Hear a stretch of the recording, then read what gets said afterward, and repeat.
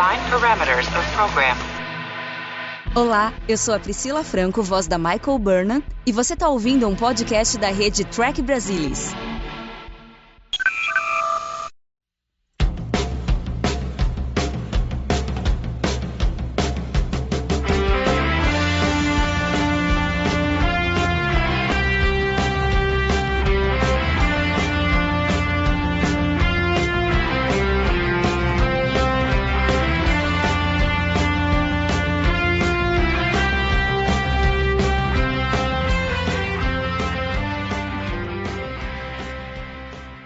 Olá, sejam bem-vindos ao Balde do Odo, o podcast da rede do Trek Brasilis para falar sobre Deep Space Nine, a melhor série de Jornada nas Estrelas. E hoje vamos falar sobre o 22º episódio da 4ª temporada, To The Death. E estão aqui comigo para conversar nesse Balde do Odo, Alexandre Bortolucci. Olá, Ale. Olá a todos, é um prazer estar aqui com vocês novamente. E Luiz Castanheira. Boa noite, pessoal. Sempre um prazer estar aqui. Bom, esse é um episódio, eu acho que bem interessante. Fazia tempo que a gente não via muito sobre o Dominion. Nessa temporada a gente acabou tendo menos coisas sobre o Dominion. A gente falou isso bastante lá no começo, no The Way of the Warrior, que o estúdio solicitou alteração e no fim das contas o Aira acabou tendo que acatar, trouxe os Klingons. No meio da temporada ali a gente teve o Homefront in Paradise Lost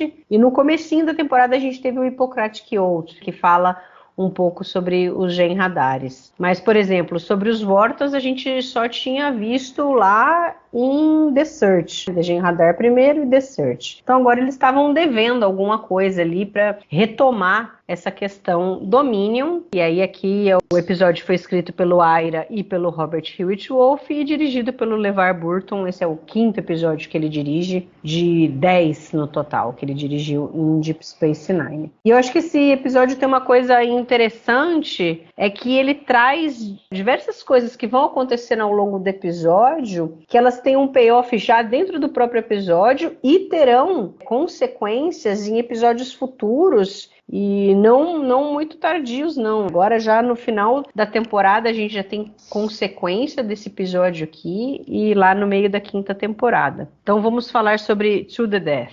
Castanha, quais que são assim as suas impressões do episódio, contexto dele dentro da série? Eu acho que ele, no fim, ele tem uma certa importância aqui, que a gente vai conversar bastante, principalmente talvez com relação aos Vortas. O sentimento que eu tenho com esse episódio é que talvez não seja um grande episódio porque o fim é fraco. Ele não é talvez um clássico como Rockets and Shows da vida, porque o final é fraco, a locação falhou, eles não conseguem resolver de uma maneira tocante a questão do Vorta, a questão do Sisko e do líder Jem'Hadar. Eles não conseguem extrair um pathos ali do final, da sequência final, que eleve o episódio a esse nível. Mas, de modo geral, é um episódio bastante funcional até esse ponto, assim. Mas, infelizmente, tem essa falha e no final fica uma coisa, as sequências de ação ficam um pouquinho sem cara e a gente fica meio que, sim, ok, eles fizeram a missão, mas você compara isso com o Crescendo que foi, por exemplo, vamos tentar comparar com uma coisa bem distinta, tipo Blood Oath. Você teve aquele crescendo e tinha o envolvimento dos personagens ali, por que eles estavam ali, e você vai até o final com aquela coisa do juramento e tal, até o final. Aqui você acha que as sequências de ação são meio obrigatórias e você não se sente a coisa realmente estar fechando. Precisava fazer aquilo, precisava oferecer um fechamento para aquela história, mas você não sente a história realmente terminando. Mas fora isso, eu sempre achei que em termos de gancho é um episódio bem legal. Tipo, o teaser é matador, assim, você fica, que diabo fizeram aqui? O teaser é muito legal, é legal quando se introduz os portais, tipo, o que eu poderia fazer para dar um peso para um grupo renegado de Jem'Hadar? Como é que eu poderia turbinar um grupo de Jem'Hadar para ele realmente ser uma ameaça grave ao domínio e eventualmente à própria federação? Junta com os portais. entendeu? Ou seja, foram ideias bem interessantes e, de modo geral, a missão conjunta eles conseguem, porque é complicado, né? Porque os Jem'Hadar, eles querem que eles tenham uma certa pegada, uma certa dureza, uma coisa que não seja tão fofinha. Às vezes os Klingons são um pouco fofinhos demais, são um pouco beberrões demais, são um pouco profissionais demais, e você vai matando espaço e tempo com esse tipo de abordagem, de vou beber, vou contar a história, vou cantar. Os Jem'Hadar, eles querem, até para diferenciar, porque já tem o Klingon, a questão de princípio não pode ser parecido. E, de modo geral, eles conseguem fazer isso, eles conseguem trazer mais material para os Jem'Hadar, eles conseguem conduzir a história sem aquela coisa tipo, putz, estão ficando muito bocós. A gente não sente muito. O ator convidado é legal, o ator principal é legal, ele consegue manter a pegada na maior parte do tempo. E você tem a introdução dos Vorta, porque tem aquela coisa de... Eles tinham muito material do Dominion, especialmente dos Vortas, feito como material interno da série, que nunca foi para os episódios, que nunca foi dramatizado para o público entender do que estava se tratando. Eles tinham esse material, faltava talvez tomar algumas decisões de como apresentar, mas eles tinham esse material. Então aqui foi uma oportunidade de colocar esse material à frente, entendeu? E eles tiveram a felicidade de ter o Jeffrey Combs para dar essa cara boa para o Vorta. Foi um sucesso, eu acho que imediato, pelo que eu me lembro. E foi fácil eles bolarem um estratagema para retornar com ele nas temporadas seguintes. Então eu achei, de modo geral, é um episódio legal, sólido. Eu só acho que não tem talvez aquele brilho final que poderia ter tido, porque tinha ideias boas, assim, uma coisa meio épica, tinha coisas caminhando ali, especialmente em relação ao Sisko e o principal de Jem'Hadar, que agora me foge o nome. Podia ter acontecido alguma coisa mais pro final e a gente não sente, assim, meio que, finalizar, mas não foi tão memorável assim. A ideia é mais ou menos por aí. E você, Ale? Eu concordo em muita coisa que o Castanha disse sobre o episódio. Eu também acho que o final foi meio abrupto, né, corrido. Acho que, de repente, sei lá, poderia ter sido um pouco melhor resolvido, com, sei lá, menos cenas na Defiant, embora as cenas ali fossem necessárias e interessantes. Mas ainda assim, eu gosto muito desse episódio, achei ele muito bom. Acho que ele tem grandes atuações de todo o elenco. E aí eu falo do elenco convidado e do elenco principal, né? Acho que ele tem um grande mérito de trazer muitas novas informações sobre o domínio, o funcionamento interno do domínio, como que é a interação entre as raças que compõem o domínio. A gente vê ali que existe uma certa rivalidade ali entre os Jem'Hadares e os Vortas. Acho que, de certa maneira também, a gente tem uma certa continuidade com Jornada nas Estrelas, quando eles trazem de volta a questão aí dos iconianos, dos portais, e com a própria série Deep Space Nine, né, que eles estão trazendo de volta o Dominion aí para a cena. Acho que tem a introdução do Wei-1 foi muito importante, ele viria a ser um personagem importantíssimo na série, como o Castanha já disse, e meu personagem recorrente favorito, e aí eu digo que ele é recorrente favorito porque o Garak pra mim não é recorrente, né? Pra mim o Garak é principal, como já disse em outras oportunidades. Se saiu bem. Eu acho assim, um episódio refrescante, assim. Eu acho que tem aventura, tem ação, tem bons diálogos, boas tiradas.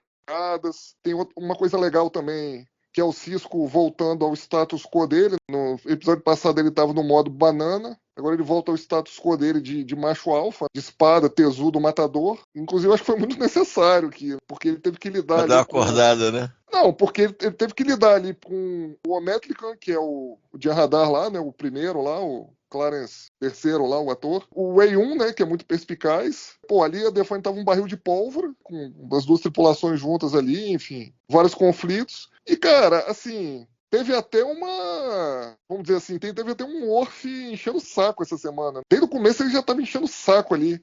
Ele resolveu encher o saco essa semana, o Worf. Começou ali, logo quando ele estava debatendo ali com o O'Brien na Defiant, que o Sisko falou, pô, eu acho que a gente podia deixar a Defiant, de repente, patrulhando a estação 26 horas por dia, que é o dia lá de Bajor, 26 horas por dia. E o Worf, isso é uma mentalidade limite, não sei o quê. Aí o O'Brien fala, é porque você não tem família na estação. Então o Worf já estava ali contestando as ordens ali, estava meio chato desde o começo. Alexandre, essa fala, você acha que o Sisko ouviu bem essa fala? Ou era pra gente entender que só o O'Brien estava ouvindo essa fala do Worf? Não, você entendeu? Eu entendi que o Sisko conseguiu ouvir. Só que aí começou a ação logo em seguida. E aí ele falou, cara, vou ficar de olho nesse cara. Tá. E aí você vê que depois o Sisko dá uma... O Worf lá fez o que fez lá, saindo na porrada lá com o Jim Hadar. E o Sisko acho que aproveitou para falar, cara, eu vou botar esse cara no devido lugar dele. Já não é a primeira aqui dele esse tempo que a gente está aqui nessa missão. Então eu vou disciplinar aqui exemplarmente, que ele está precisando. Então acho que foi legal, cara, a gente voltar a ver o Sisko capitão. Tem várias cenas dele, você vê que ele tava bem, tava, como eu disse, voltando ao status quo dele, aquela cena dele conversando com o E1 ali, colocando moral, depois ele chamando lá o Ometrican lá para conversar nos aposentos dele também, botou moral lá no Jim Hadar. Depois teve aquela que, depois que o Worf saiu na porrada com o Jim Hadar lá, que ele mandou todo mundo caçar alguma coisa para fazer, vocês saem daqui, E o Sisko chegou catando mesmo, né? O Sisko chegou catando todo mundo ali naquela hora, né? Ele falou, e quem der mais um soco vai se ver comigo. E aí, agora vocês arrumam coisa para fazer, não sei o que vocês vão arrumar, vocês vão para os seus quartos, vocês vão para suas rotações de trabalho, mas eu quero esse aposento aqui vazio. E ele dá um grito, né, cara? Não! All right, let's break this up. Get back to your stations or to your quarters. Either way, I want this room cleared. Now! Então, a plenos pulmões o grito dele, assim. Então, foi bem legal. E a galera sai na hora, assim. Foi. Depois ele coloca o Worf no lugar dele, entendeu? E ainda no final lá, ele, sai na porrada lá no planeta lá, brigando lá com os Jim Hadares. Ainda salva o Ometrican lá, se coloca na frente do cara lá, toma uma cortada para ajudar o cara a não ser morto. Então, assim, acho que fez bem, cara, pro Sisko aqui esse episódio. Voltando ele ao status quo, como eu disse. E, de forma geral, como eu disse, é um episódio bacana, porque ele engloba ação, desenvolvimento de personagem, desenvolvimento das raças, você acaba sabendo um pouco mais sobre as raças, e tem uma continuidade, que era uma coisa assim que a gente estava começando a se habituar com Deep Space Nine, dela tá sempre puxando alguma coisa, ou dela mesma, né, da série, ou das outras séries de jornada. Então, assim, acho que foi muito bem-vindo esse episódio. Eu acho que o que mais me salta aos olhos nesse episódio aqui, além disso que você falou, que eu acho que é fundamental aqui pro Sisko, né, esse posicionamento que ele é obrigado a ter para fazer um contraponto, principalmente com os Jim Hadares, porque o primeiro lá tava o tempo inteiro espizinhando ele e querendo saber o que ele ia fazer, de que forma que ele ia fazer, e falando, não, mas você é muito fraco, a federação é muito fraca, essa coisa de querer proteger a vida das pessoas faz com que não os leve à vitória, e blá, blá, blá. Então o Sisko tem que ser forte mesmo. Ele falou assim, não, nessa missão aqui, eu sou o primeiro. Ele fala pro cara, eu achei muito bom quando ele fala isso. Mas eu acho que é muito legal essa coisa do desenvolvimento dessas duas raças. Se a gente for lembrar, os Jim Hadares, eles apareceram lá no The Abandoned, que era com o menino. Então o menino lá foi crescendo e não tinha a mínima noção. O que ele sabia e toda a reação que ele tinha eram coisas que já estavam no DNA dele. E depois, no começo dessa temporada, que a gente teve lá o Hippocratic Oath, que daí eram também Jim Hadares renegados, que não queriam mais lutar ali, queriam formar a sua colônia e que estavam tentando se livrar da dependência do Ketracel White. E eles mesmos falam, né? O Robert Whitworth fala, eles eram muito fofinhos, esses Jim Hadares, né? Não eram... Se era para ser a raça lutadora, só de caras que saem para lutar matando todo mundo, eles não estavam botando muito medo. E aí aqui nesse episódio eles conseguiram retomar esse medo, seja pelos renegados que simplesmente chegaram na estação de surpresa e podiam ter destruído tudo ali, quanto esses Jim Hadares que ficaram ali na Defiant e eles puderam ter um contato maior. Então eu acho que eles foram bem felizes nessa construção. E aí do outro lado tem o Vorta, que a gente tinha visto pouquíssimas coisas, e que é muito interessante também, porque assim, os Vortas são super ardilosos. A gente já tinha visto lá no The Jim Hadar que a Eren, ela fingia que era uma prisioneira, então no fim das contas a gente não sabe absolutamente nada sobre ela, porque tudo que ela contou era uma mentira. E lá no The Search, com o Bora, que é o cara que estava estudando lá a simulação e vendo o que estava acontecendo, ele se apresenta dentro da simulação como um fundador. Então ele também não é quem ele realmente é ali. E até então a gente não sabia direito quem eram os Vortas. E aí agora a gente fica sabendo. E é interessante essa diferença, essa briga que tem dos Vortas com os Jem'Hadaris, que eles não se bicam. Eu não lembro quando eles falam, quando o Wei-1 volta, se ele comenta alguma coisa, aquele Wei-1 4 era meio defeituoso, ou alguma coisa do tipo, não sei. Não sei se eu tô viajando, se ele fala alguma coisa a respeito, mas ele Você parece... fala na próxima aparição? Não fala não, Mari. Eu Não acho fala que não? Mariana, aquele Não, no The Ties of Blood and Water, né? É isso. Que ele bebe Ah, veneno lá. Tal. Eu acho que ele só não fala remete, que... não. Ah, tá. Porque parece que ele tá meio... Não meio fora do tom, mas assim... Você vê, é interessante que ele parece assim... Sem paciência com os Jem'Hadaris. É meio cínico, assim, quando os caras chegam ali pra pegar o Ketracel White, né? Ele meio sem paciência. Fala, porra, tava comendo aqui, agora tem que parar pra dar esse negócio aqui. It's time. It is time. When I say it's time. Very well. Prepare 6 files. Unlock. First, Omediclon, can you vouch for the loyalty of your men? We pledge our loyalty to the Founders, from now until death. Then receive this reward from the Founders. May it keep you strong.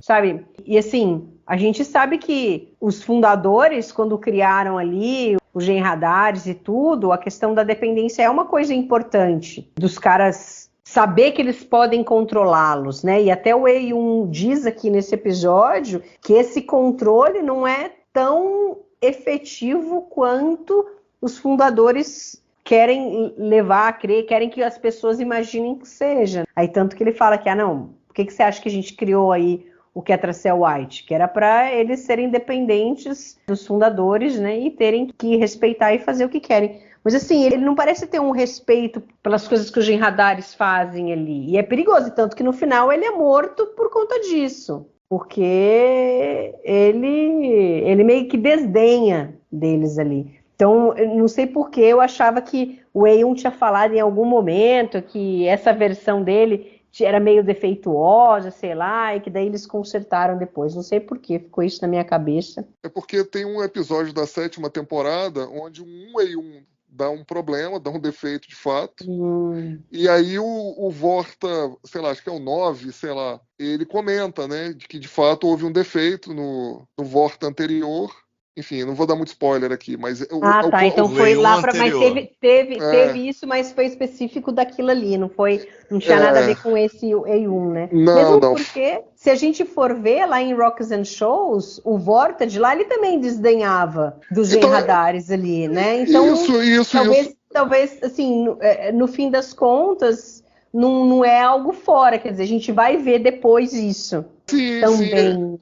Eu acho que faz parte da composição do personagem. Aqui, principalmente, eu acho que a ideia dos escritores, produtores, era de fato mostrar que existia essa rivalidade entre as duas raças. E também eu acho que fazia um pouco parte também para que aquele final, como você já comentou, né, do Wei-1 ter sido executado, tivesse, assim, uma lógica. Tipo assim, o cara tá tratando mal pra caramba os Jem'Hadaris desde o começo. Assim, você pode não concordar com o Jem'Hadar executando o Vorta, mas que, assim, no fundo, o cara meio que mereceu. Porque se você pega ali um curto espaço de tempo que ele estava na Defiant, já estava tratando os Jem'Hadaris desse jeito, imagina o que o cara já não estava fazendo antes, entendeu? Então, parece fazer sentido no desenvolvimento da caracterização dos Vortas mesmo, né, pra série. E como você bem lembrou aí, a gente vai ver outros exemplos. É que o Wei-1 depois, ele parece ser mais... Ele é mais ardiloso, ele não abre espaço para os Jem'Hadaris questionarem ele, entendeu? Mas eu acho que essa função é diferente. Eu acho que nessa função de,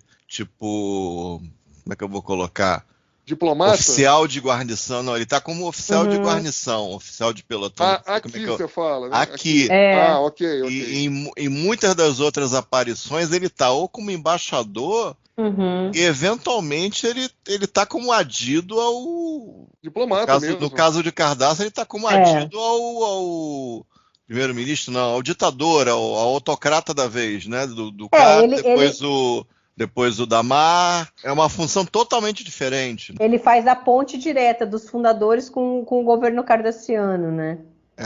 Então aqui ele tá tipo assim, esse aqui deve ser o cargo mais básico dos Vortas. Eles terem um pelotão de radar, eles vão orientar, eles vão analisar as missões, vão dar as missões, eles vão oferecer o Ketracel. Eles devem ser o cargo mais básico do Vorta. Então talvez esse desgaste justifique essa maior abrasividade aí que o Wei-1 demonstra durante o episódio. Assim, realmente, que o Wei-1 é o filho da mãe, mas ele é o filho da mãe hiper suave. Aqui não, ele demonstra que, esses caras são um porra. Esse Gerardar ele não tem demonstra isso, entendeu? Todos os rituais ali dos Genradares, ele acha um porre. Então talvez ele esteja querendo subir da carreira, vou colocar assim. Ele tá no momento, daqui a uns anos eu vou estar. Ele pensa, daqui a uns anos eu vou estar no topo. Mal sabe ele, né? Não, faz sentido o que vocês falaram, realmente. Aí você, no Rocks and Show, você tem um cara exatamente nessa função. No The Ship, aquela Vorta também, é a mesma função. Eventualmente ela chega com a tropa dela, e o negócio tá tudo errado, todo mundo se mata, só sobra ela. Exato. Pra se explicar ali também deve ter sido uma desgraceira. Não sei se mataram ela também, entendeu? Deu tudo errado. Mas é a função básica do Vortex, tipo, ser um tenente de um pelotão ali, e ele faz aquele básico ali. E falando sobre o Wei-1, né? Vocês já comentaram um pouco na conversa dele com o Sisko inicial, quando ele vai falar do objetivo ali, que tem os renegados e que tem lá o portal que ele quer destruir. É interessante que a primeira coisa que ele pergunta para o Sisko, antes de falar qualquer uma dessas coisas, é se o Sisko não gostaria de se tornar, né, o líder absoluto da Federação e para fazer aliança com o Dominion. E aí o Sisko fala, mas se você fez aí todo esse perfil psicológico meu, você sabe que a resposta é não. Captain Benjamin Sisko, I feel honored. Your psychographic profile is required reading for Vorta field supervisors. I probably know things about you don't know yourself. If you're trying to impress me, you can forget it. What would you say if I offered to make you absolute ruler of the Federation? No president, no Starfleet chief of staff, just you. I'd say your psychographic profile of me isn't as good as you think. Just doing my job. E o mais louco é que isso vai remeter depois, lá na frente, porque eles vão oferecer isso pro Ducati e o Ducati vai aceitar. Exatamente. É muito bom. Então, esse é um ponto muito interessante desse episódio que eu achei, que eles colocam isso daqui, parece uma coisa boba, ele perguntar isso pro Sisko, mas ele sabe que o Sisko não vai aceitar, obviamente, mas ele até diz, não, eu tô fazendo o meu papel aqui, tenho que perguntar, não custa nada perguntar, mas ele sabe que o Sisko não iria aceitar. Imagina se foi o Wei-1 que procurou o Ducati e ofereceu aquilo. Ofereceu a mesma coisa, seria legal essa cena, mas só existe na nossa mente. Essa é uma cena que eu gostaria de assistir. E essa cena que você comentou, Mari, né, que ele fala do perfil psicológico do Sisko, remete ao The Search, né? Porque lá o Sisko, assim como os outros lá da tripulação e da missão, foram expostos lá àquela sonda, sei lá como é que chama aquilo, holográfica de realidade virtual, sei lá, né? Então aí eles devem ter pego ali exatamente todos os perfis que eles queriam, né, do Sisko e do pessoal. Então é interessante essa continuidade. É legal também, né? Você vê que eles fizeram questão de fazer várias referências diferentes aqui nesse episódio. E pegar o que já tinha sido construído e ainda ir construindo mais coisas, né? Colocando mais tijolinhos aí nessa construção. Por isso que eu acho esse episódio tão interessante. E aí remete também, né, ao Hippocratic Oath, porque aqui de novo você tem renegados e o E1 discute isso daí, que é meio perigoso, porque eles não são tão controláveis como os fundadores gostariam que fossem. Então tem o Ketracel White, são várias coisas que depois a gente vai vendo, do tipo,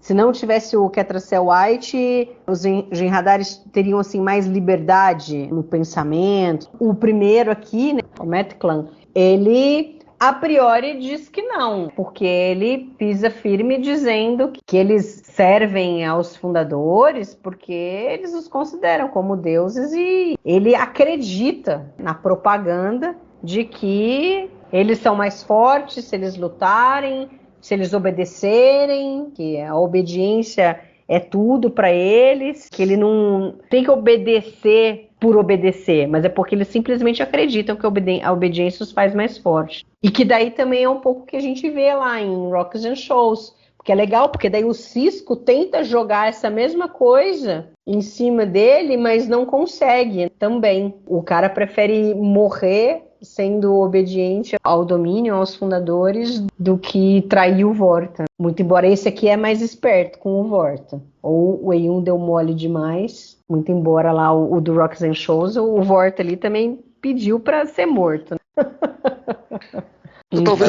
Mas o destino daquele cara foi pior que a morte, Mariana. O destino daquele Vorta, eu vou te contar. Meu Deus. Aquilo foi terrível. A vingança Ferengue, assim, digamos.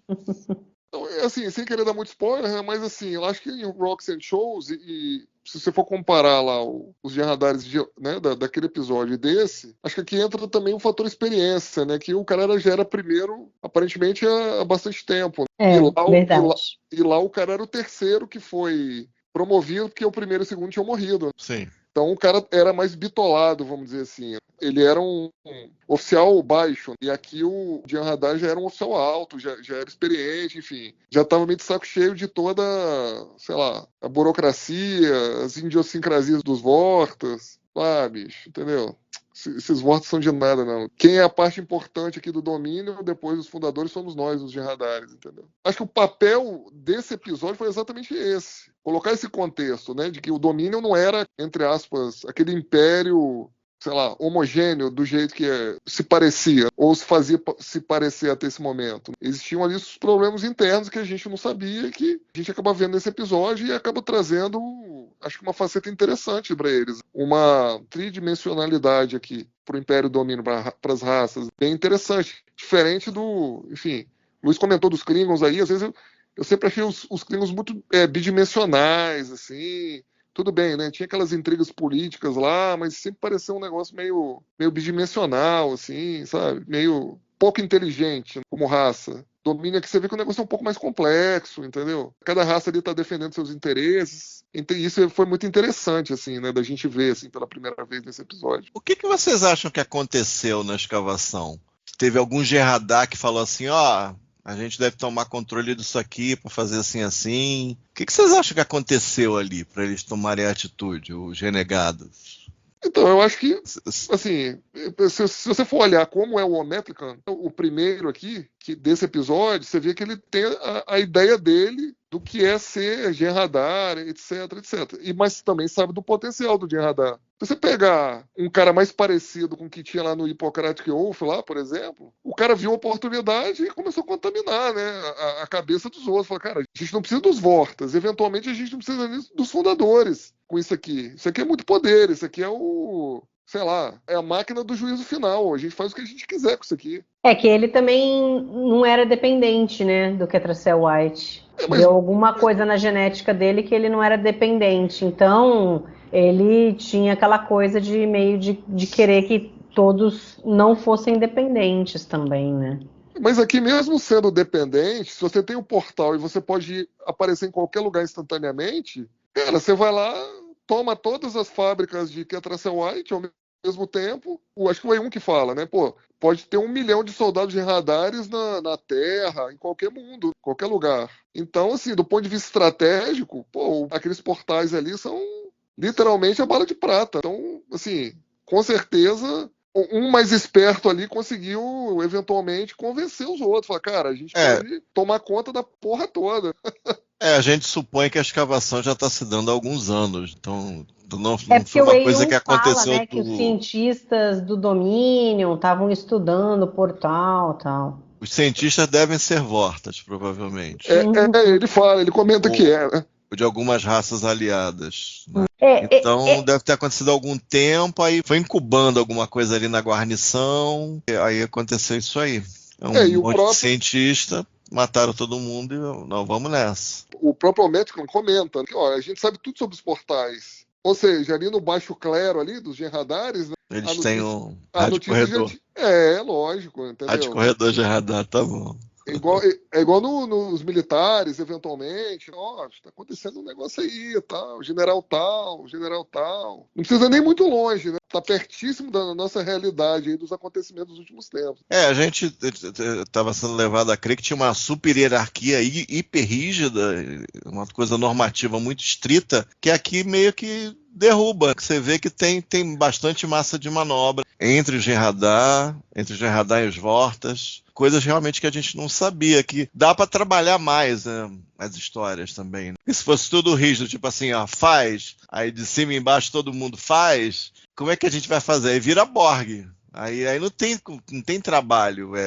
Vai atacar ou não vai atacar? E todo mundo de cima a baixo faz o que tem que fazer para cumprir as ordens dos fundadores. Aqui não, aqui eles estão pensando de maneira independente. A guarnição, da escavação, esse pessoal, o que eles vão fazer em relação a esses renegados. No final, inclusive, ele faz questão de exterminar os demais renegados no final. Então você tem essa massa de manobra de matar o E1 e exterminar os renegados. E a própria atitude do E1 é esquisita também, né, sob certo ponto de vista. Então aqui você vê várias coisas, partes móveis que a gente não tinha ideia de que eram móveis, que eram flexíveis, assim. Eles produzem bastante material para histórias envolvendo o Genradar, no fundo. Eles deram mais flexibilidade para as possíveis histórias. Essa parte da história é a que mais me incomoda. É essa questão desses renegados, do porquê que nada é explicado e do portal. Porque quando eles chegam lá, aparentemente o portal está funcionando. Não acho que os Genradares teriam capacidade ali para botar o negócio para funcionar. Tanto que quem estava cuidando disso eram cientistas e não eram Genradares. E assim, por que os fundadores não mandaram ninguém lá, nem outros Genradares, para acabar com o negócio lá e manter o portal funcionando em poder deles? Não acho que eles achariam que o portal seria perigoso para eles, que eles não deveriam usar, entendeu? Porque se eles estavam estudando o portal, é porque eles tinham intenção de usar. Dali em segundos eles tinham milhares de Genradares na Terra, entendeu? Se eles queriam conquistar o quadrante alfa, não teria coisa mais rápida e mais fácil para eles fazerem. Então eu acho esquisito, assim, eles não terem mandado ninguém, pediu ajuda ali para o Cisco, é tudo muito conveniente ali. Por que esses renegados aí resolveram fazer isso? Aí até eu estava lendo lá uns comentários, assim, não acho que foi isso, não acho que era a intenção do Ira e do Robert Hewitt Wolfe, porque inclusive eles falam que eles ficaram lá procurando, pensaram em 20 missões diferentes, para qual que seria a missão, para juntar ali, né? Quer dizer, o objetivo não era a missão em si, mas era ter uma missão para juntar a federação com o domínio. Mas aí o cara criou uma teoria que na realidade não tinha renegado nenhum. Isso daí tinha sido uma artimanha criada pelos fundadores para poder fazer com que o Aeon se aproximasse do Odo para poder infectá-lo. Que a gente vai saber que isso aconteceu lá no final da temporada. E que, uma teoria longa para... que o ataque à estação foi tudo planejado. O ataque à estação... Aí era convenientemente, porque eles, pelo perfil psicológico que eles sabiam que o Cisco ia atrás. Aí já estava aquela nave lá meio abatida, onde estava o Aeon com aqueles 6 Genradares. Aí ele conta a historinha, tem o portal lá e tal, precisamos destruir, porque ele sabia que a Federação iria querer destruir, porque eles já tinham encontrado isso antes, já tinham destruído, porque não é difícil imaginar que os fundadores já tivessem informações da história inteira da Federação se eles quisessem, porque lá em Homefront Paradise Lost tinha fundador na Terra, então ele personificar qualquer cara lá e ter acesso a qualquer informação não seria um problema. E aí eles, assim, mandam, né, os caras ali, eles podem ter um propósito de estudar a frota de perto, como é que o pessoal trabalha, fazer esses genradares terem uma certa experiência que depois pode ser propagada essa experiência para os outros. E aí, no fim, provavelmente só o E1 que sabia do objetivo ali, que era teria que infectar o outro, os genradares não sabiam, mas os genradares foram... O cara tinha lá a missão de depois matar o E1, para ninguém saber, não cair na boca de todo mundo que pode existir um vírus que infecta fundadores. Imagina, isso seria uma informação preciosa. Então, aí elimina o E1, que era o cara que sabia, e pronto, entendeu? Mas assim, eu não acho que eles pensaram nisso. Se eles tivessem pensado nisso, talvez eles tivessem dado alguma dica no final, né, para ficar uma coisa assim, mas ou para frente lá, né, no episódio final. Mas eu acho que não é. Mas assim, eu acho que ficaram várias coisas não explicadas ali dessa parte que me incomodam um pouco. Eu acho que é um pouco frágil, assim. A coisa de bolar um cenário para a guarnição se rebelar, eu não acho impossível, não. Porque o próprio Hippocratic Oath mostra que os caras existe essa liberdade. Os Genradar fazem coisas à revelia dos fundadores. Então, meio que eu não acho uma impossibilidade, eu acho que é uma possibilidade, levando a questão tempo, com o tempo eles começaram a ficar impressionados com os potenciais daquilo ali, e eventualmente ocorreu a rebelião, e eles procuraram materiais, talvez para reparar o que foi danificado durante a rebelião, não sei. Já a coisa de não chamar por ajuda, eu suponho que eles até chamaram, só que talvez essa ajuda tenha chegado tarde demais. Eles estavam mais posicionados e chegaram antes, eu não sei. Porque essa parte eu acho mais difícil. Não vai dar tempo de chegar e tal, aí os caras já vão conseguir, sei lá, botar em funcionamento. Porque ele, digamos que foi o pessoal do E1 que descobriu os renegados, então eles levaram porrada na ida. Na ida, eles estavam indo para DS9 e levaram a porrada na ida, a nave ficou lá variada. E eles foram embora. Então eles não conseguiram se comunicar, talvez tivessem sem comunicações. Quando a Defiant chegou, ele se comunicou de alguma maneira. Mas de qualquer maneira, a Defiant, talvez pela geografia do lugar, estava muito na frente para chegar no planeta. Que ficou, o grosso da guarnição ficou lá, eles atacaram DS9 e na volta com os suprimentos. E eles estavam numa região do espaço que para trazer o Genradar demoraria muito, tanto que só tinha uma nave. Eles estavam em uma nave só. Eu acho frágil, é impossível, não é impossível, mesmo assim não é impossível, mas acho que é mais difícil. Não a coisa da guarnição, a coisa assim, digamos, filosófica de se rebelar, eu acho interessante, eu acho que com algum tempo eu acho possível. A questão aqui da logística para eles talvez chamarem, eles não estarem muito atrás do Defiant para fazer alguma coisa a respeito, talvez seja a questão aqui. Mas que é um negócio muito perto do buraco de minhoca. Porque a Kira fala pro Sisko que, sei lá, faz umas 3 horas que a estação foi atacada. Aí ele já sai imediatamente, passa pelo buraco de minhoca e tá lá seguindo o rastro da nave. Então, quer dizer, ele não pode ter perdido muito rápido esse rastro. Os caras não estavam muito longe dele. E aí ele já encontra a nave, entendeu? Então o negócio é muito perto do buraco de minhoca. Não, ele não encontra a nave, ele encontra a nave do E1. Isso, encontra a nave do E1, mas não tá muito longe. Mas aí eu acho assim, pessoal, honestamente, sim, cara, aí é conveniência. Se a gente for lembrar lá do episódio Contagion lá, da nova geração, onde aparecem os iconianos a primeira vez, sobre a cultura iconiana, a origem dos iconianos, o mundo natal iconiano, ele aparece exatamente na zona neutra entre a Federação e o Império Romulano. Então se dá alguns conflitos específicos lá exatamente por causa disso. Então acho que é uma conveniência de roteiro, sim, tá? Assim como foi lá na nova geração, para serviço da história, entendeu? Poderia ser mais sólido? Com certeza poderia ser mais sólido. Mas eu acho que aqui, especificamente, a ideia era desenvolver a raça lá dos Genradares e dos Vortas. A gente vê o conflito, E a gente vê algumas outras situações onde eles interagindo com a tripulação da Federação, da Frota Estelar, a gente pudesse ver as diferenças, a gente pudesse ver, né, as idiosincrasias de cada raça, enfim. Então, assim, com certeza é conveniente demais, mas faz parte, né? É que quantos episódios a gente vê que não tem, assim, conveniência? Não tem jeito. Aí a conveniência em nome da arte, vamos dizer assim. É que pra mim atrapalha um pouco. Eu acho que não é tanto os renegados, é mais o valor ali de ser um portal, que pode te transportar para qualquer local ali do universo. Então, assim, é um negócio importante demais para os fundadores não estarem tão preocupados com o negócio, sabe? Então isso para mim ficou meio esquisito. Você assistiu o Contagion, Mari, da operação? Não assisti. Tá, fica o dever de casa para você então. Uhum.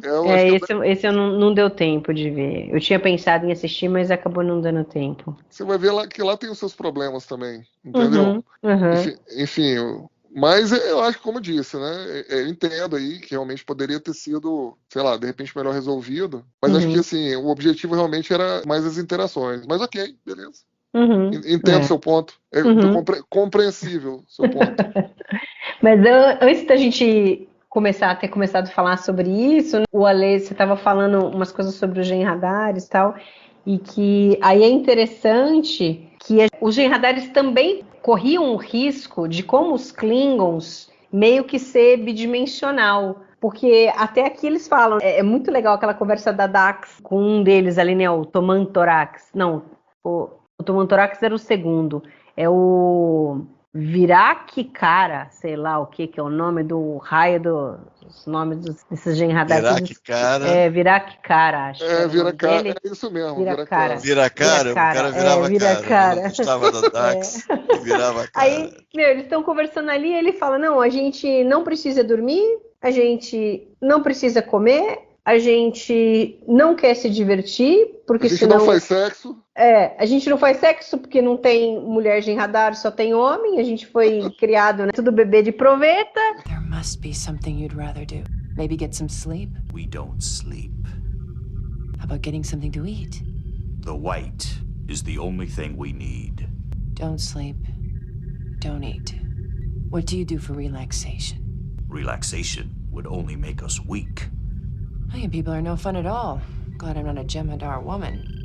There are no Jem'Hadar women. So what do you do? Lay eggs? Jem'Hadar are bred in birthing chambers. We are able to fight within 3 days of our emergence. Lucky you. So let me get this straight. No sleep, no food, no women. No wonder you're so angry. Quer dizer, se você for pensar, podia ser, pô, os caras são isso, os caras só querem lutar e não tem nada muito forte. Mas eles conseguem colocar, principalmente no papel desses genradares que a gente viu aí, principais, aqui em Rocks and Shows, como tem uma tridimensionalidade no personagem. Ele não é aquela coisa, assim, chapada. Então eu acho que eles conseguiram colocar essas coisas interessantes do personagem, o embate dele com o Sisko, a cobrança que ele tem ali da frota, de serem muito fracos. A hora que ele vai lá, ele simplesmente foi lá e arrebentou o pescoço do segundo dele, e aí ele olha pro Sisko e fala, e aí, você vai matar o Worf? Ia ser engraçado. Cara, e o Sisko parece até brincadeira de criança. O Sisko assim, não, agora você vai lá pro seu quarto e fica lá até... Enquanto você não estiver trabalhando, você fica lá no seu quarto. Ele já tá morando lá na Defiant mesmo. A diferença é tão gritante, assim, né? Entre os dois, assim, que... Eu acho que esse episódio, ele tem esse objetivo de solidificar essas diferenças do Dominion com a Federação. Então, isso daí é interessante. E aí, aquele discurso do Net Clan, quando eles recebem as armas. Tem umas tiradas muito boas. Primeiro que o Aeon tá lá atrás com cara de saco cheio. É muito legal. Você foca ali no Aeon que você vê que ele não tá nem um pouco... Fala, ai meu Deus, lá vai mais um desses rituais. Aí ele fala, não, eu estou morto e todos nós estamos mortos e a gente vai para a batalha para poder recuperar as nossas vidas. Porque ele fala, né, vitória é vida. Aí o O'Brien, eu sou o chefe Miles Edward O'Brien, eu estou muito vivo. E quero continuar assim. Quero continuar assim. Muito bom, é muito bom. I am first Omega Clan, and I am dead. As of this moment, we are all dead. We go into battle to reclaim our lives. This we do gladly, for we are Jem'Hadar. Remember, victory is life. Victory is life. Such a delightful people. I am Chief Miles Edward O'Brien. I'm very much alive and I intend to stay that way. Amen. Let's get it done. Aliás, eu acho que, assim, nesse episódio, a gente já viu isso em outras oportunidades, mas nesse episódio, esses momentos aí do O'Brien, da Dax principalmente, eles foram bem oportunos, assim, e ajuda um pouco a quebrar, assim, o clima às vezes meio pesado, trazendo um certo ar de credibilidade, daquele momento ser crível mesmo, né? Porque quem nunca, né, às vezes numa reunião, depois de uma reunião, no trabalho, uma reunião mais séria, fez uma piadinha, né? Tipo assim, pô, tem que trabalhar pra caramba, não vou dormir a próxima semana inteira, pô, o cara me deu uma enrabada aqui, pô, ele podia ter passado vaselina, né? Alguma brincadeira dessas. Então eu achei legal, assim, cara, bem crível, assim, esses momentos que eles entraram, o O'Brien e a Dax, né? Que eles que meio que lideraram essas tiradas, assim, esse lirismo que tem nesse episódio. Que o O'Brien tava super afiado, né, nisso. Quem? O O'Brien? O O'Brien, porque quando o Cisco fala, não, às 7 horas a gente vai ter lá uma reunião para falar sobre a missão, e às 7h30 a gente vai fazer uma confraternização, né? E a Dax fala, e eu esqueci meu traje de gala. Sim. Eu achei bem legal, assim, cara. Sabe, achei bem... Sabe como... Parece gente como a gente, assim, eles estão conversando, assim, como se fosse, tipo assim, né, o trabalho deles. Então eles estão fazendo brincadeiras ali entre eles de coisas do trabalho deles. Pô, achei isso muito legal, assim, muito bacana, né? Menos pasteurizado do que a gente estava acostumado a ver, de forma geral, nos oficiais da frota. Achei bacana, assim. Porque lá na estação ainda tem a Kira, né, o Odo, que são outsiders da frota. Não são da frota, são de outras raças, de outra realidade, vamos dizer assim.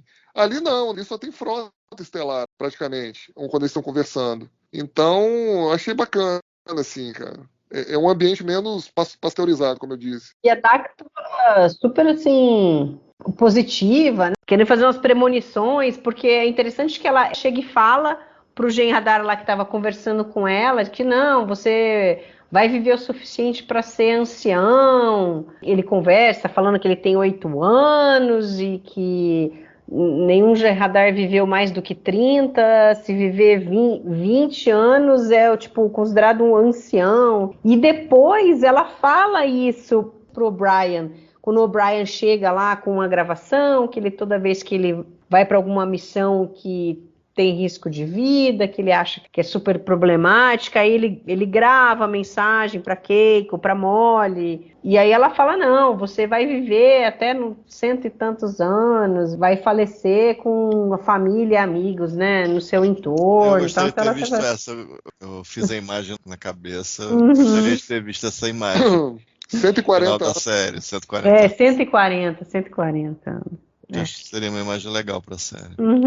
Sim, eu acho que é o que você falou, Mari. Acho que tem tudo a ver com a Dax aí. Que a gente vê aqui, do que a gente vai ver dela depois. A gente talvez não tivesse visto tanto disso nela ainda. Mas eu acho que aqui também parece que começa a aparecer essa faceta dela. De mais mentora também, sabe? Dessa veia de experiência dela começar a aparecer um pouco mais. A gente vai ver mais pra frente, né? Ela aconselhando o Cisco em diversas ocasiões. Ela conversando com o Bashir, com o próprio Worf, quando o negócio começa a esquentar lá com a Guerra do Domínio. Então, assim, eu acho que também isso é importante, né? Porque parece ser, assim, um daqueles momentos em que o personagem começa a, não vou dizer dar uma virada, né? Mas ele começa a ter um certo... A gente começa a ver umas características, alguns traços da personalidade que começam a ficar mais latentes a partir de um dado momento. E eu acho que esse é o momento da Dax. Pelo menos, assim, pelo que eu me recordo, né? Se eu for fazer trilhar assim, né, como se fosse uma cronologia dessa faceta mais mentora dela, acho que começa aqui, realmente. Claro que ela já deu aí um ou outro insight lá pro Cisco e tal, para outros personagens, mas aqui o negócio parece ser mais latente, assim, sabe? Mas que fica mais orgânico com o que a gente vai ver mais pra frente. Então, assim, acho que a partir daqui até o final da trajetória dela na série, essa característica começa a ficar mais evidente. É mesmo porque, se a gente for ver aqui nessa temporada, ela teve pouco destaque, né? Ela teve o Rejoined e basicamente só, né? Ela tá sempre aparecendo ali no fundo, com alguma coisa, tal, alguma conversa com o Cisco. Ela não teve nenhum destaque a mais, né, nessa temporada. Mas é engraçado ainda nessa conversa lá com o Gen Radar, com o Virak cara lá, quando ele começa a falar do negócio da idade, que ele fala, eu tenho 8 anos. Eu falei, ai meu Deus, agora ele vai perguntar quantos anos ela tem. Ai, que vergonha do cara, era que souber a idade dela, no choque, do tipo, meu, como é que pode, né? É engraçado que ela ainda tenta amenizar, falando, eu parei de contar com 300, né, quando chegou no 300 anos. Você não parece, nossa. Não parece, E ela tava também toda engraçadinha, né? Porque o Cisco contou pra ela que o Nut Clan tinha ameaçado ele de morte a hora que acabasse a missão, e ela vai e conta pro Worf, né? E o Worf voltou a carga, fala, né? Vai falar lá com o Cisco, ele fala, pô, mas como é que você sabe? Você contou pra Dax, todo mundo já sabe. Eles conseguiram balancear esses momentos, assim, que não são cômicos, mas que dão uma suavizada na história, porque se a gente for ver, ela é pesada, né? As cenas lá de luta no final, o pessoal morrendo, o primeiro matando o segundo ali, inclusive, não sei se foi em DVD ou em alguma exibição lá, tal, que a cena não aparece o primeiro matando o cara, eles cortaram fazendo um foco na cara do Worf, não tem o som do osso quebrando, e eles também cortaram, né? O Aira ficou meio pé da vida, porque eles cortaram acho que uns 32 segundos de luta que tinha ainda no episódio, no final, e aí acabaram cortando, porque acharam que tava demais. É o que você comentou sobre o corte, foi na exibição inglesa. Uhum. Eles de fato cortaram. Eles não gostam do barulhinho do pescoço estalando lá na TV inglesa, né?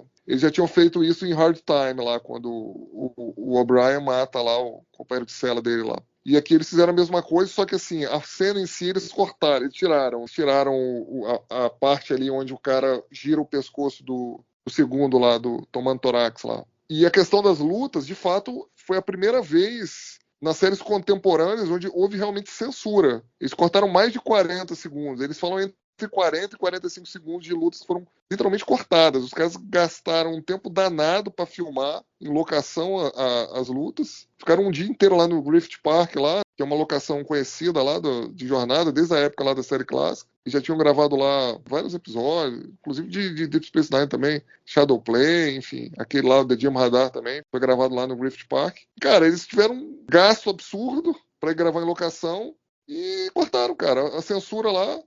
E aí foi não, mas imagina os extras, Alexandre. Maquiagem para todo mundo, uniforme para todo mundo, lidar com isso tudo. Perfeito. Foi uma grana.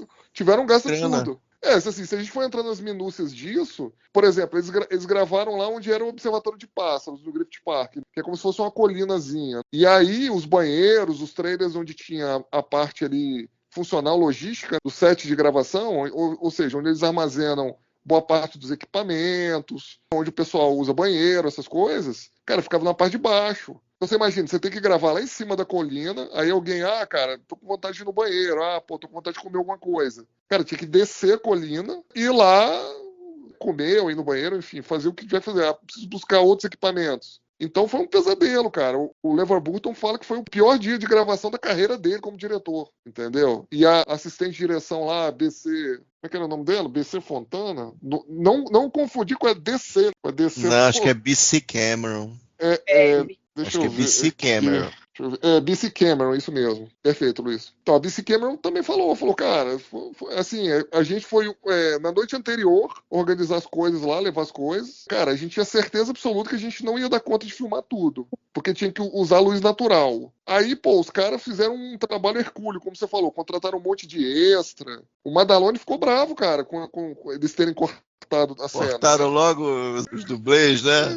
Cortou, ele ficou bravo. Maldade. Eles falaram, ele ficou triste. Ele falou, cara, a cena de batalha ia ser mais legal que do The Way of the Warrior, as cenas coreografadas. E aí eles cortaram, acharam muito gráficas as cenas. A atriz que faz a Jadzia disse que realmente eles deram exagerada. Mas que tinha uma cena lá que ela, uma daquelas espadas lá, não sei como é que chama aquilo lá, aquela arma de corte lá do Genradares, pô, ela enfia aquele negócio em 3 Genradares ao mesmo tempo, entendeu? Mata 3 ao mesmo tempo. Então ela falou, porra, tem um negócio aqui que eles estão exagerando, tá muito gráfico isso aqui. Corte de não só isso, aí ficou meio exagerado pela diferença de força aí, né? Porque se eles queriam retomar essa coisa dos Genradares serem extremamente perigosos e fortes e tal, de repente eles tomando pau ali do pessoal da Federação fica meio esquisito. Tem que ter um certo equilíbrio, não pode ser muito desequilibrado pro lado da frota.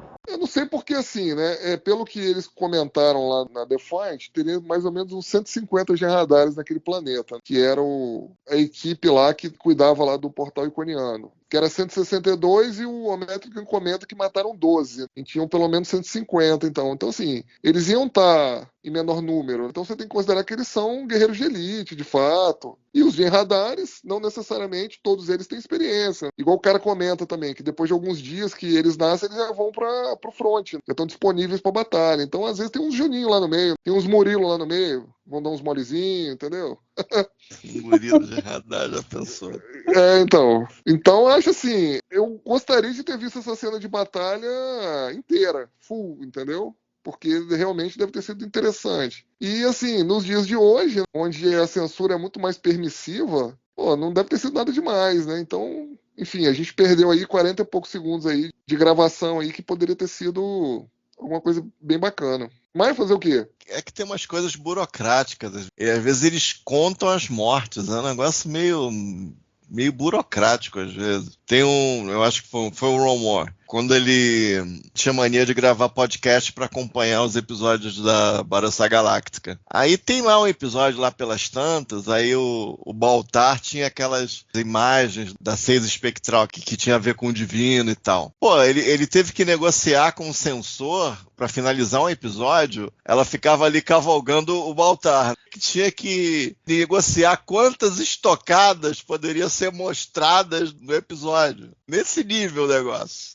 Não, meia dúzia. Se fizer 7 estocadas, aí já vai dar problema, aí já não pode. Nesse nível, assim, uma burocracia, ela de costas, nu assim, né? Até onde a câmera pega, ela de costas ali, o Baltar de frente pra gente, ela de costas, assim, por cima. E fica contando as estocadas ali.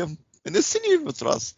E já era em outro momento, não era prêmio, mas era cabo básico, então tinha mais facilidade, mas ainda não era liberadão mesmo, entendeu? Tinha que negociar também o negócio. Então é isso que eu estou chamando a atenção, que essas coisas de censura, às vezes é uma burocracia meio esquisita mesmo, difícil de entender. Mas então, era assim, Castanha, porque se a gente for contar, esse episódio de Deep Space Nine foi a hora em 96, 13 de maio de 96. Pelo menos uns 10 anos antes. 10 anos não sei, né? Porque Galáctica foi o quê? 2004, esse episódio que você tá falando? Tá falando do piloto lá? Da minissérie piloto? Não, já era durante a produção, na segunda temporada, talvez. Então, realmente fazia uns 10 anos antes. Uns 10 anos. E a gente tá aqui há 18 anos, né, depois, praticamente. Então, assim, essa parte da censura já avançou bastante, até porque já passou muita coisa. Com os novos recursos que se tem, né? Com as novas mídias, streaming. Eu acho que as audiências são menos... Não sei se inocente seria a palavra correta, né? Mas assim, a audiência hoje tem muito mais acesso a cenas mais gráficas e eu acho que isso acaba fazendo com que a censura seja um pouco mais permissiva hoje em dia do que era há 20, 30 anos atrás, entendeu? E são mortes limpas, são mortes que não tem sangue nessas mortes. Golpe, 2 golpes o cara já cai, entendeu? Não tem amputações, não tem sangue jorrando, entendeu? Ou seja, o negócio tudo super limpo. A impressão que deu foi um número de mortes, exageros, mas talvez o número de mortes tenha chamado a atenção, né? Porque realmente a gente não está acostumado. Em batalha, né? Eles falam 42 mortos, né, de radares, né, nessa cena. Eu não lembro o Blood Oath, eu não lembro se tinham muitos extras, porque podia estar escondido, né? Você não vê golpe nenhum. Você vê uma luta com alguns, daqui a pouco tá todo mundo no chão, não morreram. Aí também é uma espécie de truque que se faz. Lembra que a gente comentou que, por exemplo, a Dax não aparece ela efetivamente matando ninguém no episódio. Ela sempre, tipo, bate, o cara cai, mas não que ela matou o cara. Nesse episódio? No Blood Oath. O Blood Oath. Eles tiveram esse cuidado. Eu lembro da gente comentar sobre isso. Então, acho que aí aqui acabou sofrendo um pouco outra mais época, assim. A pessoa tem que se preocupar com isso. Que é oficial federado. Você tem que se preocupar com isso. O que vai mostrar o que de fato ele fez. Mas eu suponho que o número de mortes tenha assustado alguém. Não sei se o Rick Berman, alguém do estúdio, exatamente de onde começou, mas acabaram cortando e podia ter mostrado tudo. Seria legal ter esse episódio assim finalizado. Não, então, porque o que acontecia? Naquela época, antes do estúdio de fato lançar o episódio, repassar o episódio, que eram contratos, eles eram comprados com antecedência e o estúdio produzia e depois só repassava. Antes de repassar, tinha um sensor que olhava, que era de um órgão específico lá, né? Que olhava isso. E o cara não deixou passar, não. Falou pro estúdio, não, isso aqui vocês têm que cortar, ó, não pode não. Isso não pode ser exibido não, cara.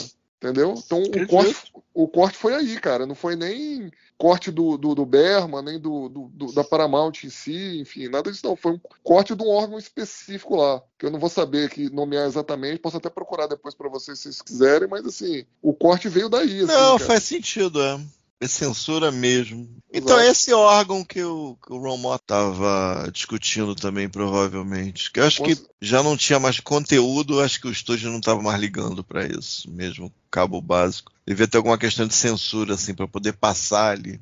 Troço doido. É que você vê, não chama atenção, né? A gente vendo... Você vê que foi cortado, mas não chama atenção, assim. Parece algo inofensivo, assim, não chama atenção. Essas quebradas de pescoço eu acho que chamam muito mais atenção. Porque durante a série ocorreram várias das quebradas de pescoço. Eu acho um negócio bem mais chocante. Do que por um fio, aí faz o fio, passa no pescoço do cara, morreu, não respingou sangue, não cortou, não decapitou, não aconteceu nada. Essa coisa de pegar o cara e quebrar o pescoço, eu acho uma coisa mais chocante. E passava direto, né?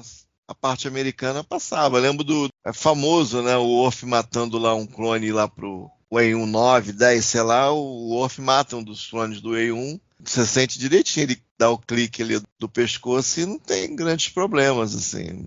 Eu acho curioso, acho um negócio bem complicado. Ale, você quer comentar alguma coisa da parte da direção? E daí você pode já emendar aí nas trivias e tal, tem alguma coisinha dos atores convidados? Ixi, tem uma porrada de coisa aqui. Tá, vamos lá. Acho que o LeVar Burton fez uma direção firme aqui, né? Aqui era mais ritmo que ele tinha que dar pro episódio. A gente nunca vai saber o episódio acabado final, né? Com essas cenas de batalha, mas assim, acho que ele fez um bom trabalho. Dessa vez não teve muita firula, não fez tanta coisa assim diferente que ele costuma fazer, plano sequência, enfim, né, que ele tinha feito no último episódio, lá o episódio Ferengue lá que ele dirigiu. Mas foi uma direção firme. Acho que as cenas ali, principalmente na Defiant, foram muito bem filmadas. Logo no começo ali, tem uma cena ali que ele acompanha ali, move a câmera, acompanhando os diálogos, os personagens. A gente tem várias tomadas ali com plano aberto, né, com a reunião no refeitório ali, acho bem legal.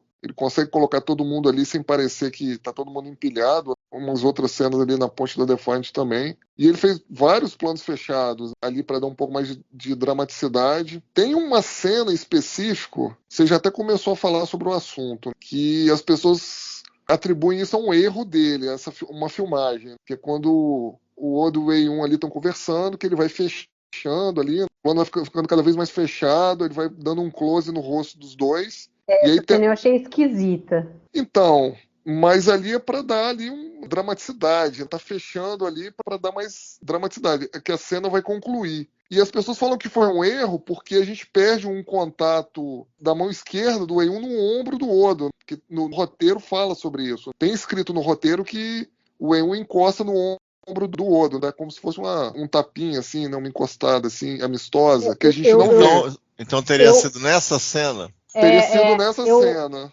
Hoje, quando eu tava vendo, aí eu reparei bem. Você vê o ombro dele dando uma levantada, mas como tá focado no rosto dele, você não sabe o que aconteceu. Mas como a gente sabe que teve esse toque da mão dele, tudo você vê o ombro dele levantando um pouquinho ali. Isso, exatamente. O ombro esquerdo, né, Mari? É o ombro esquerdo. Isso, é o ombro esquerdo, Só que assim, no roteiro fala, né? O roteiro inicial lá fala disso, né? Só que assim, tem um debate grande na internet dizendo que no roteiro está escrito que foi a hora exata que o E1 contamina o Odo. Aí eu peguei o roteiro para ler, o que tem disponível aqui. E no roteiro realmente tem como se fosse uma observação logo depois dessa descrição da cena que fala que o E1 encosta a mão no ombro do Odo. Depois tem como se fosse uma observação entre parênteses dizendo que é a hora onde o E1 contamina o Odo que a gente vai ver em Broken Link. Só que assim, na minha opinião, essa observação foi colocada depois do roteiro de Broken Link já ter sido escrito, entendeu? Porque faz sentido o E1 ter colocado o vírus no Odo naquele momento, faz muito sentido. Inclusive dá um peso até maior, né? Porque o E1 tenta convencer o Odo até o último momento. Aí quando o Odo fala que não, aí ele fala, bom, aqui eu não tenho mais o que fazer para convencer o cara na conversa, de boa. Então eu vou ter que usar o último artifício para o cara voltar lá para o grande elo, que é contaminar o cara. Então, assim, se a gente for considerar esse contexto, essa cena realmente foi bem escrita e maravilhosa, pelas consequências. Eu só tenho dúvida se isso realmente estava no roteiro original, né, essa observação estava, porque lendo o roteiro não parece uma observação colocada depois. E tem um chat que o Ron Moore participou em 99, aqueles chats da AOL, que um cara pergunta isso pra ele. Os 2 episódios já tinham ido ao ar, a gente estava ali já nos finalmente da série, ali na 7ª temporada, e o cara pergunta pra ele, porque eles tinham lançado um CD chamado Deep Space Nine Companion. Não confundir com um livro, tá? Era um CD que eles chamavam de Companion, que tinha todos os roteiros da série. E parece que nesse CD tinha essa parte do roteiro falando isso. E aí um cara perguntou para ele. E o Ron Moore falou, não, isso é apenas um rumor. Se você ler lá o chat da AOL, que tem lá no Memory Alpha, tem as palavras dele dizendo que realmente era um rumor, que não era verdade. Então fica um pouco em dúvida. Agora, tudo leva a crer que a cena foi escrita dessa maneira sim. Talvez ele não se lembrasse porque, sei lá, não foi ele que aparou os finalmente do episódio, né? Foi o Robert Hiltwoff e o Ira. Eu não sei se isso chegou a ser conversado diretamente com eles naquelas reuniões de staff lá que eles faziam, aquelas reuniões de roteiristas. Mas faz muito sentido, assim. Só que, na minha opinião, isso não estava diretamente, como que eu vou dizer, indicado no roteiro inicialmente. Tá? Eu acho que eles poderiam querer fazer para dar toda a dimensão que a cena precisava, mas eu não tenho certeza que isso estava explícito no roteiro como a gente lê hoje na internet. Eu acho que a observação entre parênteses que tem foi colocada depois. Ou ele tinha isso e no fim eles acharam que ia ficar muito explícito e preferiram não divulgar, sabe? Então, mas não quiseram nem mostrar, no fim das contas, o Eun tocando no ombro do Odo. Então, eu acho... Mas eles tinham imaginado eles planejaram que aquilo ali seria o momento em que o Odo foi contaminado, né? Até tematicamente o texto aponta para isso. Né? Não, então, é isso encaixa que eu direitinho. Sim, é isso que eu acho. Eu só acho que a observação que consta no roteiro disponível na internet hoje não foi colocada naquela época. Eu acho que foi colocada depois de Broken Link. Entendeu? E eu acho que sim, que como não tinha sido colocado explicitamente da forma como a gente vê hoje na internet, eu acho que o LeVar Burton não levou isso em consideração, entendeu? Porque como não estava indicado lá no roteiro, ele filmou a cena do jeito que ele quis. E aí realmente perdeu-se o toque do Eun no ombro do Odo, que de fato aconteceu. Se você olhar minuciosamente a cena, como a Mari já apontou aí, você consegue perceber que ele realmente toca. Só pela mexida de pescoço que ele dá assim. O movimento do ombro, sim. Isso, exatamente, entendeu? Então, eu acho que é por aí. Então, assim, tirando esse, entre aspas, erro do LeVar Burton, acho que a direção dele foi muito boa, foi ok. Deu ritmo pro episódio. Eu gosto muito desse episódio. Gosto muito do trabalho do LeVar Burton aqui na série, de forma geral. principalmente nesses 2 últimos episódios aí. A gente teve aqui uma grande intervenção do Jonathan West, né, que era o diretor de fotografia da série, nas cenas que eu comentei aqui, né, que foram gravadas lá no Griffith Park, lá no Santuário dos Pássaros, que era um local mais alto lá, enfim. Eles tinham só um dia para gravar, e aí dependeu de fazer umas cenas lá já no escuro, né, à noite. E lá não tinha iluminação artificial do parque em si, e aí o Jonathan West tirou uns coelhos da cartola aí, iluminando, e assim, realmente aparenta que eles estão de dia o tempo todo ali. Legal. Então foi bem bacana aí, né?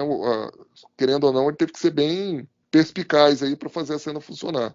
As cenas de locação, eu falo. Sobre a direção, acho que era isso, Mari. Sobre os atores convidados, cara, tem um monte de coisa aqui, cara. Não sei nem com quem eu começo. Bom, vou começar com o Wei-1. Cara, o Jeffrey Combs, a gente já tinha ele como Brunt aí na série, já tinha feito também o papel de um outro extra. E, assim, acho que ele fez o papel e entrou como uma luva pra ele, assim, cara. Acho que é um dos momentos definidores da série, que é a entrada do Wei-1 em Deep Space Nine. Como eu já disse, é meu personagem recorrente preferido, porque o principal é o Garak, e o recorrente aqui seria o Wei-1 mesmo. Ele disse que ele procurou interpretar o Wei-1 como se fosse um vendedor, uma almofadinha, que ele pegou lá, conforme uma cena que ele viu num filme do Stanley Kubrick lá de 75, chamado Barry Lyndon, filme de época lá, do século XVIII, com Ryan O'Neal. É um bom filme e tal. Acho que tá um pouquinho datado, mas vale a pena assistir. E a atuação dele, assim, do Jeffrey Combs, foi tão boa que os caras, depois que eles viram o episódio, falaram, cara, a gente tem que arrumar um jeito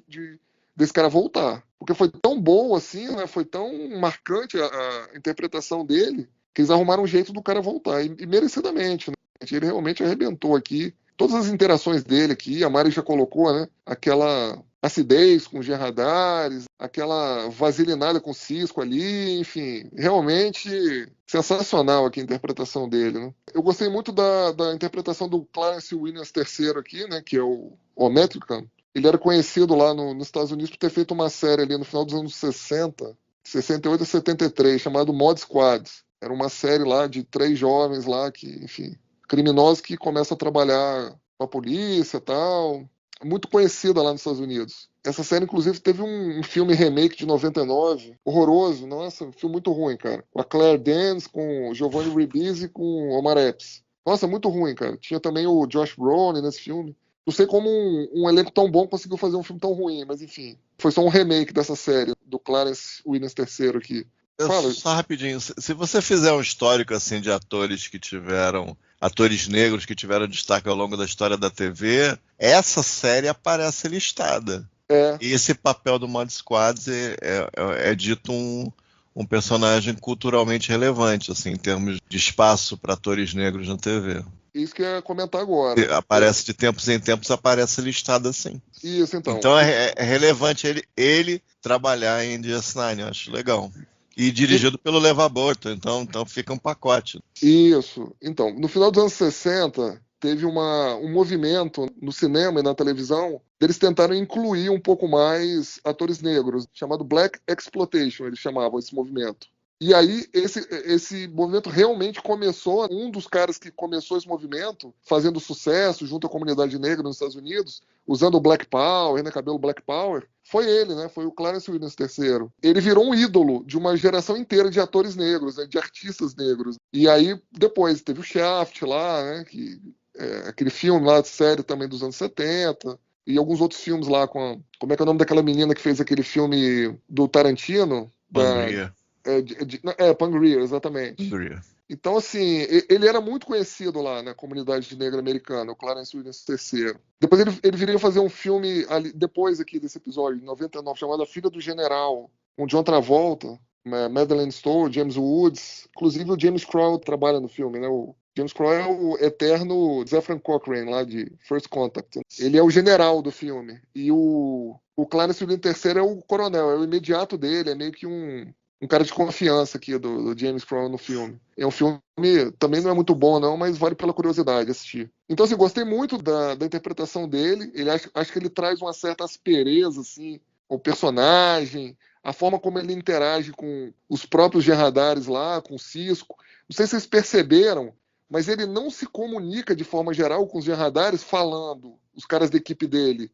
ele faz uns movimentos assim com as mãos, como se os dedos, o dedo indicador e o dedo médio estivessem juntos assim. Então, quando ele quer falar para os caras pararem, ele levanta esses dois dedos assim. A gente vê isso naquela cena ali no teletransporte, assim que eles chegam, que os caras começam a reclamar, né? Ah, vamos partir pra porrada aqui e tal, não sei o quê. E ele faz assim, ele abre os braços assim com os dedos juntos assim, como se fosse assim um pedido para os caras pararem. E lá também na reunião lá no refeitório, quando os caras começam a falar também, né, que os caras da federação aí não tem gosto pela luta, são medrosos, ele também levanta a mão assim com os dois dedos assim. Então assim, é interessante, né? Ele traz uma faceta legal assim pro personagem, muito interessante. Então gostei muito da atuação aqui do Clarence Williams III. E principalmente as trocas dele com o Cisco são muito interessantes assim, né? Você vê que tem uma certa tensão no ar assim, ele enfim, né? Tá tentando mostrar pro Cisco ali que ele também é macho alfa, tal. Aí o Cisco, não, eu sou mais um macho alfa, quem manda aqui nessa porra sou eu que sou o primeiro aqui, rapaz. Me respeita, tal. Então achei bem legal assim. Pena que o final não teve um desfecho assim, né, interessante pros dois, do jeito que o episódio prometia, né? Mas assim, gostei muito da atuação dele. A gente tem a presença... Caiu um pouco no clichê do Cisco salvando a vida dele ali, e aí ele, não, beleza, então deixa pra lá. Mas quando a gente se encontrar de novo, eu não vou perdoar. Sem muita convicção, né? Então, pouca convicção. Esse é o problema. Porque assim, poderia ter tido um desfecho diferente ali. Mas enfim, não deu. A gente tem o Brian Thompson, foi o segundo lá dos Jem'Hadares, tomando tórax, que morreu lá, teve o pescoço quebrado pelo O'Metlcan. O Brian Thompson é a primeira vez que ele faz o Jem'Hadar. Ele tinha feito o Tosk. Não, ele tinha feito o Inglatu. Lá em Rules of Acquisition, aquela raça esquisita lá, que era mó esquisita lá, que era ele e a namorada, a mulher, sei lá o quê. Lá o membro do... Thompson é aquele cara, é o Bounty Hunter do X-Files. do X-Files, Isso, né? isso. Lá é o Schwarzenegger com desconto, né? Exatamente. É o Schwarzenegger de baixo custo. Ele fazia uns filmes lá, né, de ação lá nos anos 80. Então, mas vem cá, qual era o nome do Tosk? Não é Brian, não é? Não. O Tosk era aquele cara que fez o Kill em Voyager. Lembra? Esqueci o nome do ator. Não, cara, que isso?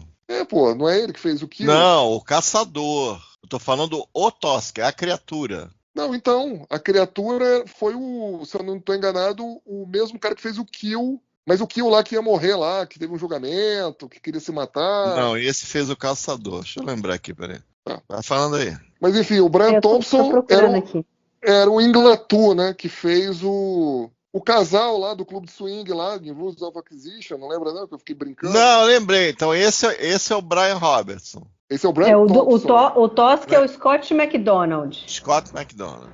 Então, não é ele que fez o Kill em Voyager? Ou eu tô confundindo? Não, é o Garrett Grant. O Caçador... é verdade. O Caçador é que fez o Kill. O Tosk é o Scott McDonald, tá. Que ele fez o Goran Agar em Hippocratic Oath. Ele fez o Goran... Ele fez um Jem'Hadar, né? O Tosk. Tá. Ok. Tá tudo meio ligado ali, né? Tem alguma ligação. Mas, enfim, eu gostei do papel dele. Ele faz o papel desses valentões também bem, né? Eu gosto, assim, né? Ele tem uma imposição física, a voz dele também. Foi legal a treta dele com o Worf ali, né? A maquiagem. Como é que é a raça do Rules of Acquisition?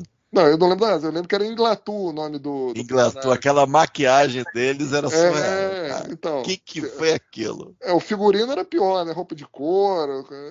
Aquilo ali, né? Que tinha que ser censurado, cara. Aquilo ali, meu Deus. Bom, a gente já tinha comentado lá em Rules of Acquisition que o Thompson era conhecido pelos filmes de ação das séries dos anos 80 e 90 lá. Como o Castanha já colocou aí, era o Arnold Schwarzenegger de baixo custo lá. Ele tinha feito o Exterminador do Futuro, Stallone Cobra, Missão Alien, tudo como coadjuvante, né? Ou como extra. E Comando Ryan não, ele fez como protagonista mesmo, que é um filme muito mequetrefe lá de ação. Acredito. Final dos anos 80.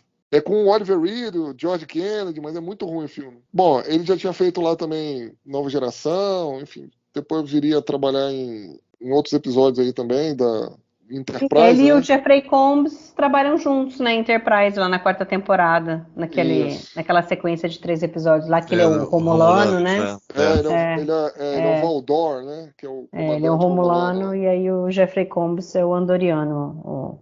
Isso. Isso. É o trilogia do Enar lá, não é isso?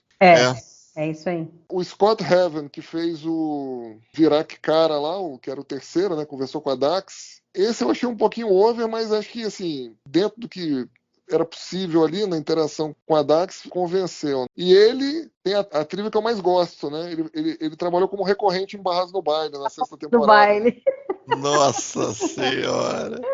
Ele fez o papel de um agente de condicional, né? O Sr. Carter lá, que, enfim, ajuda a soltar o namorado lá da Valerie. Ele fez uns 3 ou 4 episódios, eu lembro. Então, assim, de forma geral, dos extras, era isso. Mas deixa eu colocar uma trivia aqui para vocês. Se a gente for considerar que o que estava acontecendo aqui em Deep Space Nine na época, esse episódio foi exibido em 13 de maio, ou seja, né, a data da última revisão de roteiro dele foi pelo menos um mês antes, né, em abril ali. Se você pegar o roteiro em si, a data lá é 1º de abril, né, de 96. A data da última edição, né, mas sempre eles colocam uma coisinha depois e tal. Mas tudo indica que depois do episódio For the Cause, a Nana Visitor tinha comunicado aos produtores que ela estava grávida. E aí, a gente tem que considerar que esse episódio que a gente está falando aqui nesse podcast, o To the Death, ele foi filmado depois do próximo episódio que a gente vai ver, que é The Quickening. Então, na verdade, a ordem de exibição foi inversa. E por que eu estou falando isso? Porque se a gente for considerar o que a gente viu lá em For the Cause,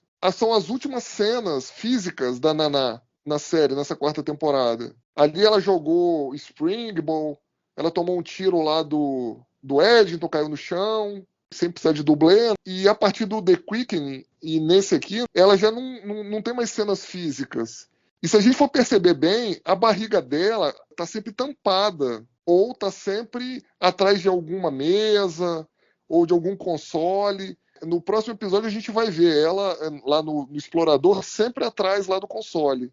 Ou então no começo ela tá com o braço sempre cruzado na frente da barriga, no The Quickening. Nesse aqui, a mesma coisa. A cena que aparece, ela tá ferida no braço e ela tá tipo com o braço cruzado na frente da barriga. Se vocês pegarem e perceberem, vocês conseguem ver já que a cintura dela já não tá mais tão fina, se vocês virem ela de lado, assim. Então, assim, provavelmente aqui ela já tinha informado os produtores que estava grávida, quer dizer, ela já devia estar no 3º para o 4º mês de gravidez, né? Porque o Django nasceu em setembro de 96, então, quer dizer, já não estava dando mais para disfarçar muito, né? Tanto que depois a gente vai ver lá em Body Parts enfim, né, uma solução para inserir a gravidez dela na série. Mas em Body Parts eles resolvem o problema, aí não precisa mais ficar escondendo, né? Então, e bate com o que tem no Companion, né? Se você lê no Companion, eles falam que um pouco antes do Body Parts é que ela informou que ela estava grávida. Então, se for considerar umas 2 semanas antes da exibição, né, entre um episódio e outro, e ali na parte de escrita dá mais ou menos um mês de diferença, deve ter sido isso mesmo. Então aqui provavelmente os produtores e o resto da série aqui nesse episódio, antes em The Quickening também já sabiam que a Nana estava grávida. Então achei interessante isso, porque assim, em momento algum a gente consegue perceber assim, só olhando a Nana, tem que ter um olhar um pouco mais clínico, né, nesse caso. E a última trivia, Mari, é sobre os iconianos, né? A gente já comentou aí que eles foram mostrados inicialmente lá no 11º episódio da apócrifa 2ª temporada da Nova Geração, né? No episódio Contágio. Inclusive, o Castanha deve gostar desse episódio porque tem uma referência ao SS Yamato, que é a nave irmã gêmea da Enterprise, que também é destruída lá. É destruída. Esse episódio, o LaForge, ele usa a tática da informática. Desliga tudo e religa para eliminar os vírus. É o dispositivo de trama desse episódio. Para resolver. E aí, assim, não é grande coisa esse episódio, mas é um dos poucos que se salva nessa apócrifa 2ª temporada, né? Da Nova Geração. Em live action não teve mais os portais, não se recuperam mais, eu acho. Só aqui, né? Eu lembro que, acho que na primeira temporada de Discovery, primeira ou segunda, que tinha uma teoria, assim, agora eu não lembro quem bolou a teoria, ou se apareceu na minha frente em algum vídeo no YouTube, eu vi, a pessoa tentava conectar a coisa do salto, dos esporos e tal, com a coisa dos portais, que tinha alguma relação entre os iconianos e essa coisa do salto. A tecnologia tinha algo a ver. Mas foi só uma teoria de fãs que não foi aproveitada. Inclusive, falaria do retorno dos iconianos para a jornada. Seria curioso, inclusive, né, por causa das épocas, como fazer de fato. Mas aí a última vez que eu ouvi falar foi isso. Tem material de livro. Eu sei que tem uma boa meia dúzia de livros, assim, né? Uhum. Acho que tem um livro de cada série que era publicada na época. Sim. Aí um mega crossover dos livros da Pocket Books. Eu tenho aqui. Da minha parte era isso, Mari. Tem mais alguma coisa, Castanha, que você quer falar sobre esse episódio? Que a gente não eu acho que é um comentou? episódio sólido, bem dirigido, bem atuado. É interessante em termos de construção de mundo. Eu só acho que não tem aquele final poderoso pra gente tornar ele memorável. Tem um outro problema de trama, tem uma outra coisa que poderia ter sido feito diferente, especialmente o final. É meio que a gente aceita o que tem de bom e o que tem de ruim não é tão ruim assim, e a gente acaba gostando, entendeu? Então, desde que eu vi, eu lembro que eu sempre gostei, nunca tive problemas com ele, nada grave. A sensação é a mesma, inclusive eu acho que o tratamento de radar desse episódio é bastante bom, é bastante bem arrematado, né? De modo geral, ouvindo o restante da série, tipo, fizeram bobagem aqui, tiveram que desfazer, refazer. Não, a impressão que eles tinham uma boa noção do que era o domínio e o que fazer. E é interessante demorar tanto para eles soltarem o material dos Vortas também, né? Uma outra curiosidade. E aqui com o seu intérprete mais célebre, na pessoa do Jeff Combs, como William. Bom episódio. Muito bom. Então vamos para as notas. Ale, quantas estrelas para To The Death? 3,5 estrelas para To The Death. E você, Castanha? Eu vou de 3. Eu também sigo contigo com 3 estrelas. Eu acho que foi bem interessante essa construção que eles fizeram aqui, dos Vortas e dos Genradares, a diferença com relação à frota, à federação, todas as coisas que estão ligadas, que vieram de outros episódios e que irão ter consequências em episódios futuros. Eu acho que o episódio é bacana, mas o que me tira um pouco assim é aquela questão da missão, porque esses renegados são renegados, o portal era uma coisa super importante e não parece ser tratado com a importância que ele tinha que dar ali por parte dos fundadores. Mas enfim, acaba não sendo um episódio perfeito, mas ele tem seu mérito aqui. É um episódio interessante. Muito bem, então fechamos mais um episódio. Temos 3 para o final da temporada, dessa 4ª temporada. E a gente volta daqui 15 dias para conversar com vocês sobre o The Kickening, que é um episódio que faz muito tempo que eu não assisto, mas a ideia que eu tenho dele ali é que era um episódio bem interessante, bem focado no Bashir. Então, Ale, obrigada pela participação, pelo bate-papo. Valeu, até a próxima. Castanha, sempre um prazer aqui a gente estar conversando sobre Deep Space Nine. Prazer é sempre meu. Até a próxima, pessoal. A gente se vê. E obrigada a você que ficou nos escutando até agora. Não deixe de comentar lá na página do TB, na página do YouTube. Aproveita e se inscreva lá no canal do YouTube. Assim você pode ficar sabendo dos outros vídeos e dos programas ao vivo que a gente está sempre fazendo. E aí a gente se vê daqui 15 dias. Até lá!